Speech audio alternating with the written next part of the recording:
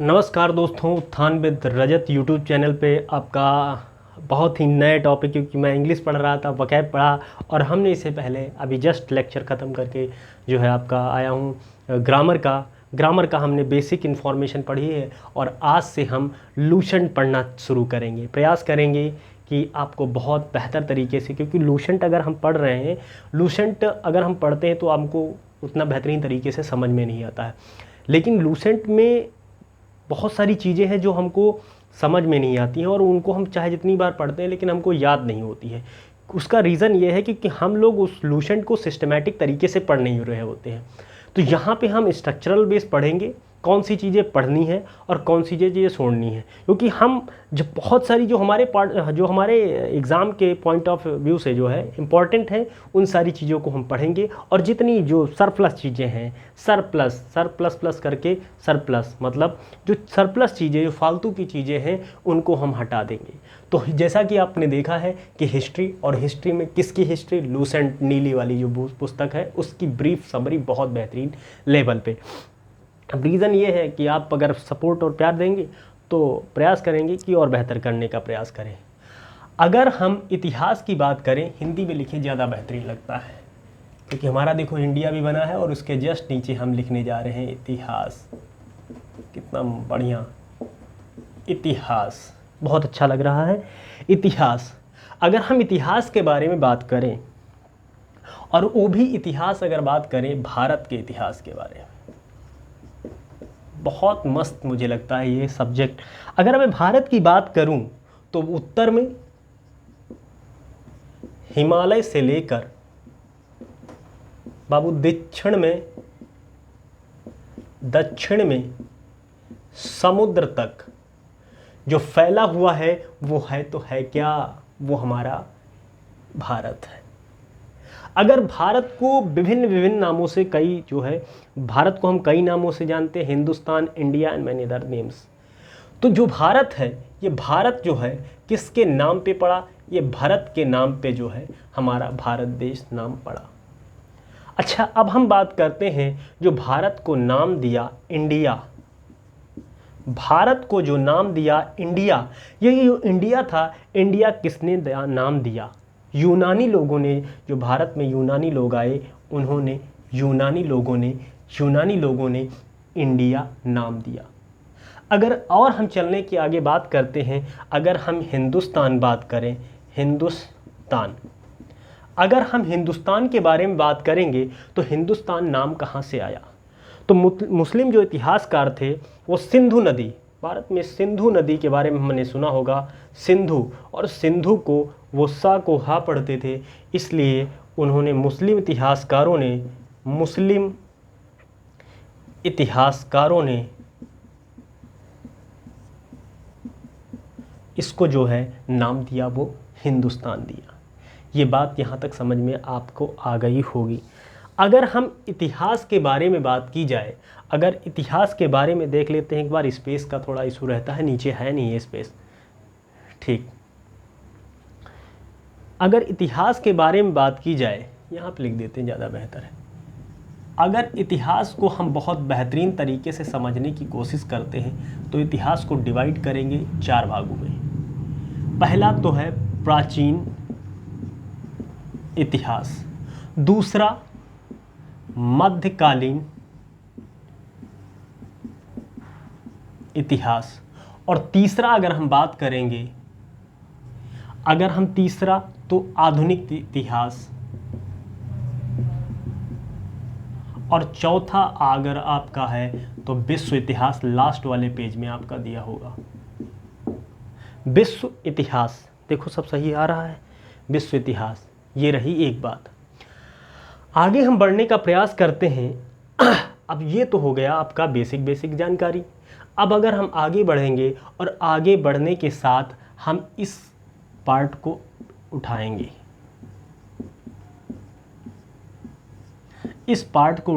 और यहाँ पे ले आएंगे, इस पार्ट्स के बारे में बात करेंगे। वहाँ पहला पार्ट है, और पहला पार्ट है भारत का प्राचीन इतिहास। देखिए, भारत का प्राचीन इतिहास जानने के लिए हमें इसकी यूनिट नंबर 1 में पढ़ना होगा कि द सोर्स ऑफ, इसके सोर्स कौन से। प्राचीन भारत के इतिहास जानने के स्रोत, इतिहास जानने के स्रोतों के बारे में जानकारी करेंगे। स्रोत, अब हम प्राचीन इतिहास के बारे में जानकारी अगर करना चाहेंगे तो इसको भी हम सब डिवाइड करते हैं, इसको भी हम आगे डिवाइड करेंगे। पहला पार्ट आपका है, अगर इतिहास जानने के स्रोत में पहला पार्ट अगर हम डिवाइड करते हैं धर्म ग्रंथ।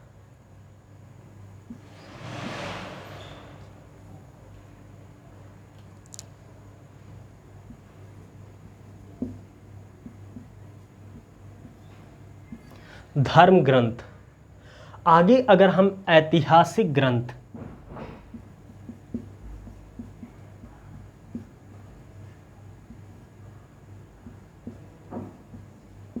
ऐतिहासिक ग्रंथ, और तीसरा है विदेशियों का यात्रा विवरण, और चौथा है हमारा पुरातत्व। सॉरी, फिर हमें खेद है, देखना पड़ेगा कि आपका चमक तो नहीं पड़ रही। सही है यार, लिख तो बहुत अच्छा रहा हूँ लेकिन फिर भी अच्छा नहीं आ रहा है। कोई नहीं, हमें समझना है। धर्म ग्रंथ, ऐतिहासिक ग्रंथ और विदेशी यात्रियों का विवरण और पुरातत्व। अगर धर्म ग्रंथ के अंतर्गत हम डिवाइड करेंगे तो ये आपका होगा पार्ट 1, ये पार्ट बी, और अब हम इसके बारे में डिटेलिंग करना शुरू करते हैं। अगर हम धर्म ग्रंथ के बारे में बात करें तो इसको हम डिवाइड करेंगे वेद,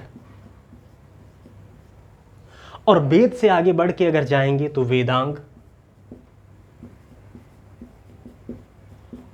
और अगर हम नीचे देखना चाहें तो वेदांग के बाद पुराण, और पुराण के बाद है नीचे उपनिषद। कट रहा है हमको लग रहा है, एक बार फिर से देखना पड़ेगा हमें। हाँ, वेदांग के बाद कट रहा है, मतलब हमें पुराण लिखना पड़ेगा। वेदांग चलो यहाँ पे लिख दे रहे हैं, इसको हटा के, हटाना तो वैसे इसको इरेज कर दे रहे हैं ना, इतिहास भी मिटा देते हैं क्योंकि अब समझ गए कि टॉपिक क्या है।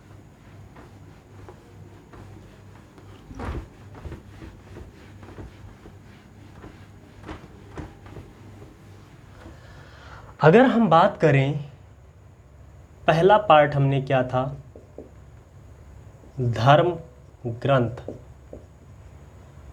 बोर्ड पे, धर्म ग्रंथ के अंतर्गत हम पहला पढ़ेंगे वेद, दूसरा अगर पढ़ेंगे तो वेदांग, और तीसरा अगर पढ़ेंगे पुराण, और चौथा अगर पढ़ेंगे तो उपनिषद। ठीक, ये रही बात ठीक आपकी। अगर हम इसका पार्ट वेद उठाएंगे, क्या उठा ले, वेद। अगर हम वेद की बात करते हैं तो वेद हमारे कितने प्रकार के होते हैं, वेद कितने हैं, 4 वेद हमारे कितने हैं, हमने इसको याद कर रखा है, आर राइशा, राइशा मतलब ऋग्वेद, ऋग्वेद, यजुर्वेद और सामवेद और अथर्ववेद। और हम बेहतरीन लेवल पे समझने की कोशिश करें तो इसके भी सब पार्ट होते हैं, RA मतलब RAYG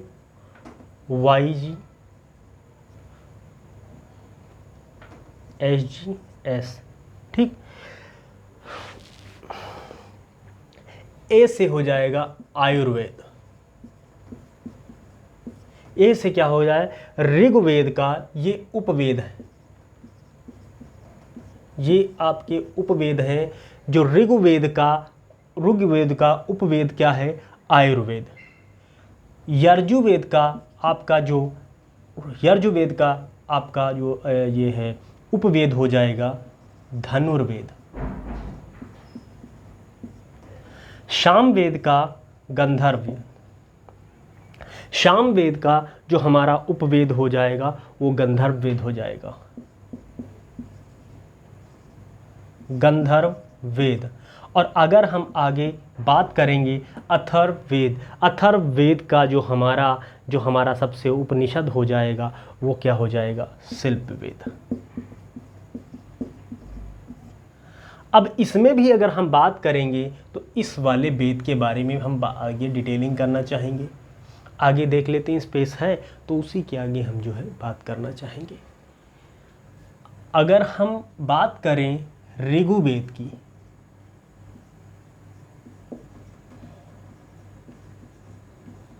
ऋग्वेद, तो ऋग्वेद के जो रचयिता थे महर्षि कृष्णद्वैपायन, महर्षि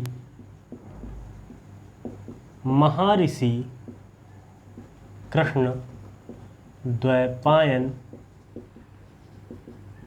वेदव्यास, इसके क्या थे, रचयिता थे।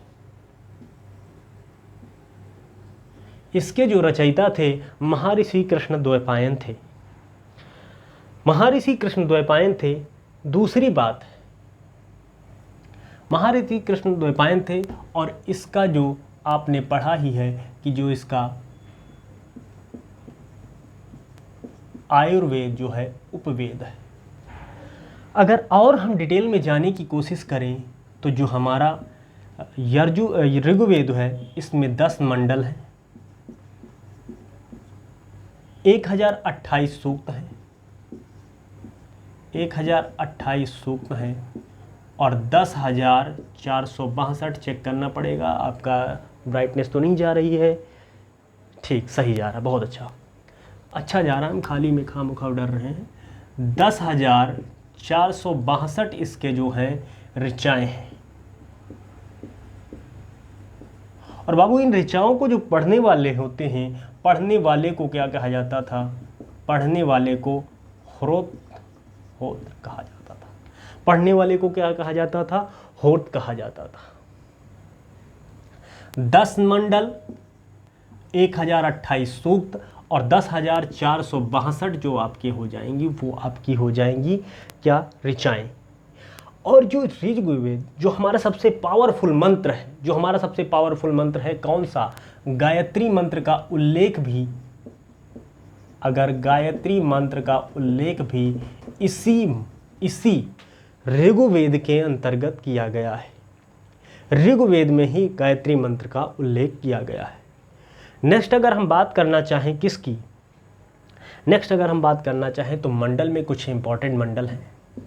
3rd मंडल में 8th मंडल, तीसरा मंडल,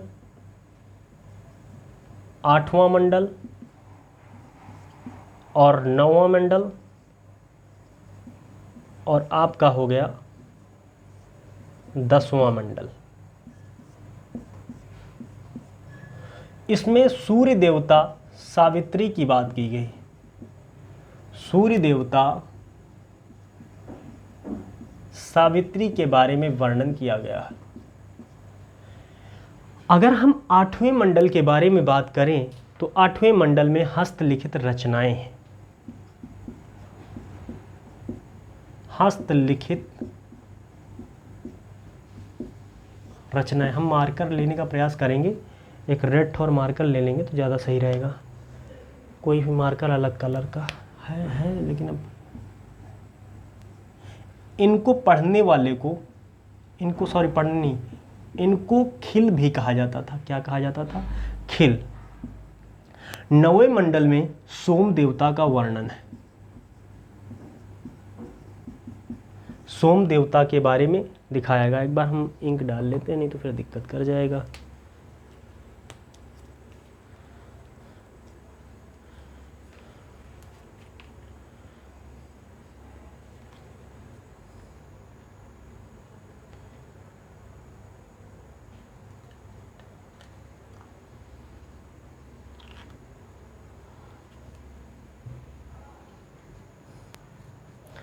आगे हम अगर पढ़ने पढ़ाने की बात करें तो 10वें मंडल में पुरुष सूक्त की बात की गई है और जिसमें ही वर्ण व्यवस्था के बारे में वर्णन किया गया है। वर्ण व्यवस्था को हमने बांटा ब्राह्मण, क्षत्रिय और दूसरा है वैश्य और चौथा है शूद्र। अगर कट रहा है तो जान लीजिए, यहाँ पे लिख दे रहे हैं क्षत्रिय, वैश्य और शूद्र। ब्राह्मण, क्षत्रिय, वैश्य और शूद्र की बात की गई है। ये 4 वर्णों को पुरुष सूक्त में बताया गया है। आगे हम बढ़ने की बात करेंगे। ये यहाँ आगे अगर हम बात की जाए तो कम से कम 250 ऋचाओं में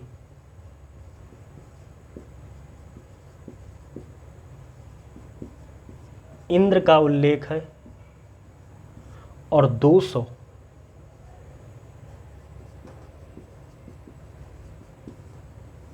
जो 250 बार किस देवता का है?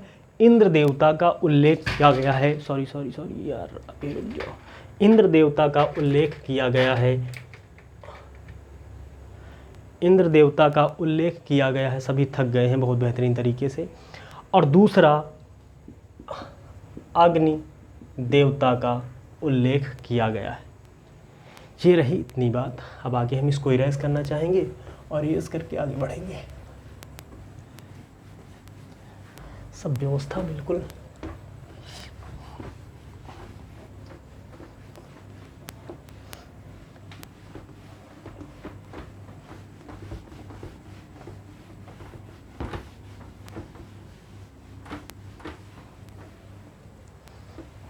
बोर्ड भी काला पड़ गया, मतलब अभी कुछ देर में छुट्टी कर दे।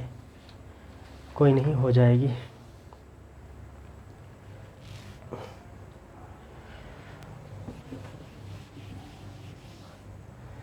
अब अगर हम आते हैं तो हम जानते हैं ईस्वी,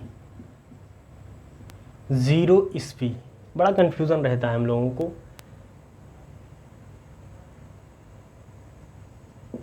इस दिन जन्म हुआ था जीसस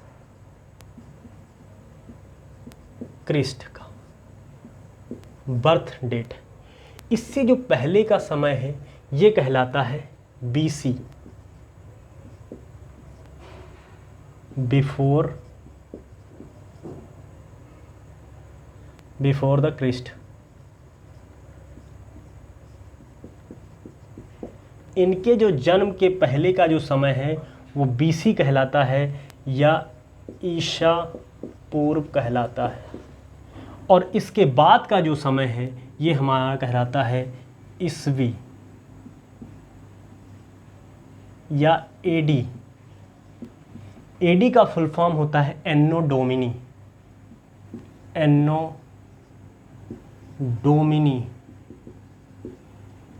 डोमिनी ये जो है हमारा BC AD का फुल फॉर्म है।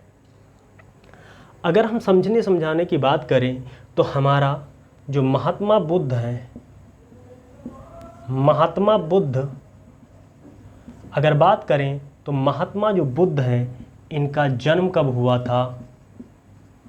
और जन्म हुआ था 563 ईसा पूर्व और इनकी मृत्यु हुई थी 483 ईसा पूर्व। समझ में आई बात आपके? अब हम आगे बात करेंगे संवत पे। संवत अगर हम आगे बात करना चाहें तो संवत कितने प्रकार की हुई? संवत, विक्रम संवत, ये BC में ही स्टार्ट हुआ। उज्जैन के एक राजा थे जिन्होंने शकों को हराया था और शकों को हराने के बाद जो है उन्हें विक्रम संवत, विक्रमादित्य की उपाधि धारण की और उसके बाद ही विक्रम संवत की जो है स्थापना की। विक्रम संवत ये कब स्टार्ट हुआ? 57 से 58 ईसा पूर्व। अगर हम आगे बात करने चाहें तो शक संवत ये ईस्वी में स्टार्ट हुआ, और ये कौन सी ईस्वी में स्टार्ट हुआ? 78 ईस्वी। अगर हम आगे बात करें गुप्त संवत,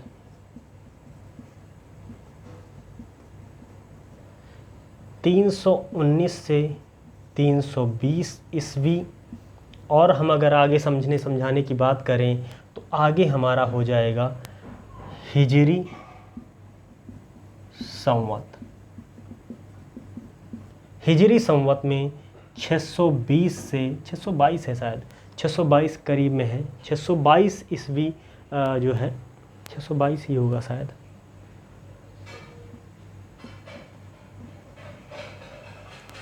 अगर हम शक संवत, हम विक्रम संवत के बारे में जानकारी अगर प्राप्त करना चाहें तो विक्रम संवत जो है ये उज्जैन के एक राजा थे, और उन्होंने इन शकों को हराने के बाद, उनका नाम नहीं मेंशन है, विक्रम संवत, और उन्होंने विक्रमादित्य की उपाधि धारण की। अगर विक्रमादित्य में बात की जाए तो विक्रमादित्य की उपाधि धारण करने वाले 14 लोग थे, जिनमें ये कोई दिक्कत नहीं, चलने दो, वैसे ही सेशन ख़त्म हो जाएगा। शक संवत की बात की जाए तो 78 ईस्वी पूर्व में हुआ था, 78 ईस्वी में, और ये गुप्त संवत। और ये यहीं पे सेशन का आप समाप्त करेंगे, तो फिर आगे कल से कंटिन्यू करेंगे इसमें, और आपके ग्रामर वाली क्लास में भी। तो लाइक शेयर सब्सक्राइब करो, बहुत ज़्यादा टफ मेहनत लगती है कंटेंट लिखने और देखने में। तो धन्यवाद आप सभी लोगों का। ठीक, थैंक यू।